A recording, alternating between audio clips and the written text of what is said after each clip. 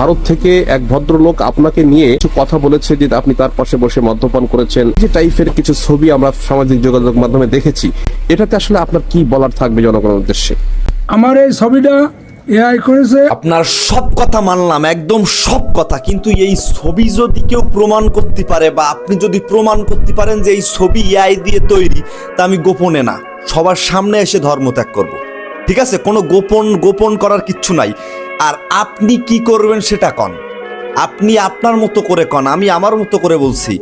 যদি আপনি এই ছবি প্রমাণ, ভাই একটা মানুষ ধরা পড়ার পরে ভাই মদ যে কেউ খাইতে পারে ভাই, ওকে হ্যাঁ ভাই আমি খাইছি, আমার ধর্মে তো আর এটা অফ না, আমি খাইছি।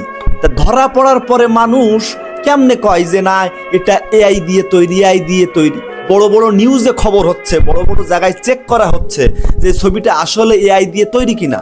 এআই দিয়ে তৈরি না ছবিটা।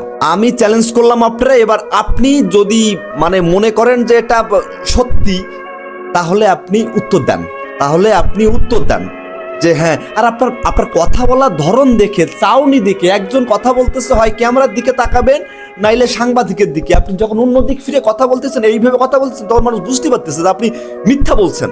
এই বয়সে আইসে যদি মিথ্যা কথা বলেন, আপনার কাছ থেকে সমাজ কি শিখবে? আপনি যা পারেন তাই করেন, ধরা পড়ার পরেও যদি স্বীকার না করেন তাহলে কেন? আপনি মদ খাইছেন, আপনি তো আর অন্যায় করেননি। স্বীকার করতে কি সমস্যা? মদ খাওয়া কি আপনার ধর্মে কি এই মদ ফুল ক্লোজ করছে? তাহলে আপনার সমস্যা কি? স্বীকার করতে বলেন।